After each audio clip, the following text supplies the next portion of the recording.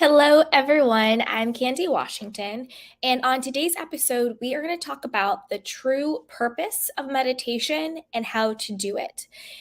This is what I have found to be true on my own journey to self love and self discovery and healing my own codependency.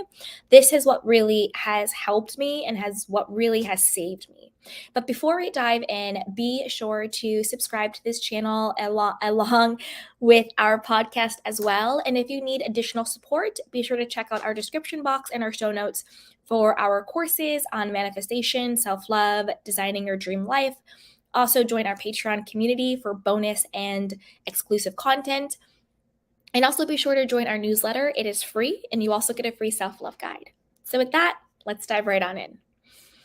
So when we talk about meditation, sometimes people are hesitant. They think, I don't know how to meditate. I'm bad at meditating. I can't sit still. I can't just not think a thought.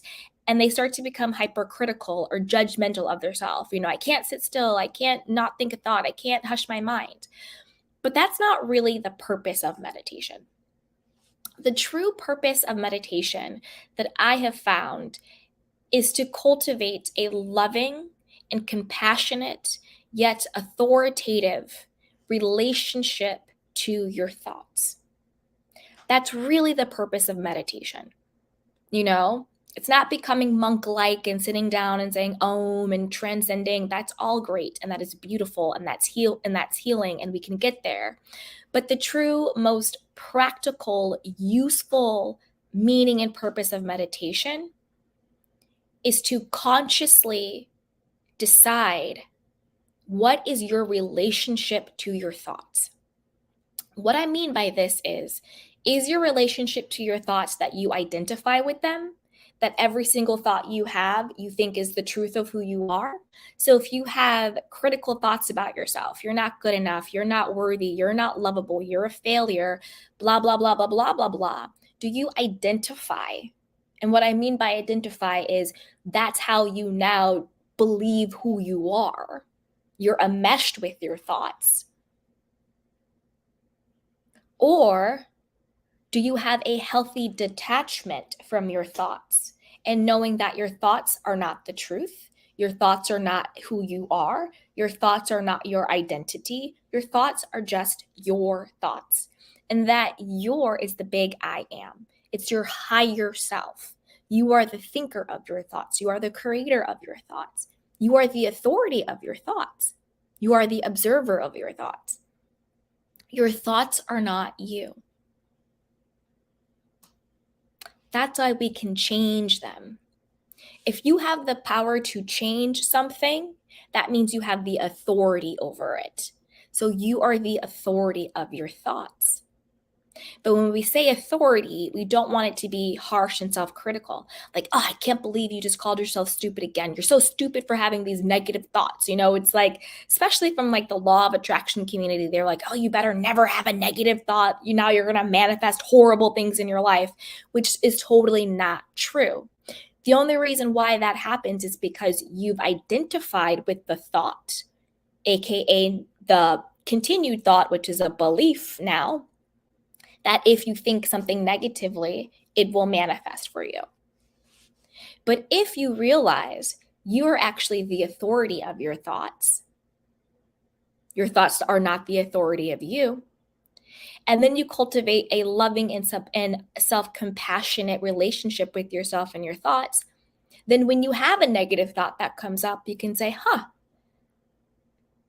I wonder where that thought came from. Is that thought the truth about who I am? Does it have to be the truth about who I am? What would I prefer to be my truth anyway? So when you have that thought of you're not good enough, is that actually what I want to believe about myself? Is that actually the truth of who I am? Where did that thought come from? Who told me that thought? And then when you start to get curious and observe your thoughts and ask questions about your thoughts in a compassionate way, then you can use your authority as the thinker of your thoughts to think something that you actually want to be true about you. Then you can think instead, I made a mistake. Oh well, I'm still worthy. I'm still enough. I'm still deserving. I'm lovable. Or, wow, you know what? Everything always works out for me. Look at that. Oh, I'm so lucky. I'm so loved. Whatever it is, get curious about your thoughts. Start observing them from a place of self compassion and from the place of that you are the authority of your thoughts. Because a thought that you continue to think becomes a belief. And what you believe to be true about who you are, how you then believe to identify as, then that is what is reflected back into your life. Then that is what you manifest. That's the law of assumption. A continued thought becomes a belief, and what you believe, what you assume to be true, that is an assumption. What you assume to be true, that is your belief. That is what then has to be pushed out and manifested in your actual life. That's why it's called a self-fulfilling prophecy. So if all day long you are telling yourself on repeat, nothing works out for me, nothing works out for me, nothing works out for me, I'm not good enough, I'm not good enough, I'm not good enough, that then becomes your belief.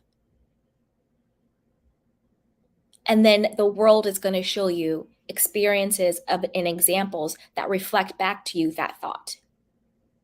But since through meditation, which to me is just getting curious about your thoughts, quieting the mind enough. And by quieting the mind, I don't mean not having a thought. I mean just getting in the moment, sitting still, and observing your thoughts. That's a thought that came up. You know what? That thought doesn't serve me. This is a thought that serves me. That's okay. That's okay. Right? So you can shift from the thoughts of, I'm not good enough, I'm not worthy, because you are the authority and you have self-compassion, to, you know what? Everything always works out for me. I always get what I want. I am worthy and deserving of everything that I want. I am one with my desires. And even if you don't believe it at first, the repetition, because a belief just is a thought that has been on repeat. It's a continued thought. So the more you choose to have continued thoughts that are actually self-affirming, that serve who you want to be, that what you want to see in your life, that will ultimately then become a belief, and that belief has to manifest in your life. That's why people who are just like, everything always works out for me, and they just sort of have this sort of like carefree belief, like, oh, of course it worked out, everything does. And you kind of think about those people like, oh, she always gets her way, everything just works out for her. You know, he always gets his way. That's why. So to me, the purpose of meditation is to really work and strengthen that mental tool, that mental muscle of being mindful of what are the thoughts that I'm thinking. And if these thoughts are not what I want to actually be, of not what I actually want to experience, then knowing that you have the authority, you are the authority, in a loving and compassionate way to change those thoughts to reflect who you want to be. This is self-concept work. Do you want to be a person who always gets what they want? Do you want to be a person where everything works out for you? Then get busy with being the authority of your thoughts. It's also called having a strict mental diet. I like to call it cultivating a loving mental lifestyle, because I think words matter. So cultivating a loving mental lifestyle, and meditation helps you get that muscle up. So whether it's a couple minutes a day, an hour a day, 15 minutes a day, just get quiet. Observe your thoughts in a loving and compassionate way, and know that you are the authority over them. One thing I do when a thought comes up that I don't want to experience or believe about myself, I say, thank you, thought.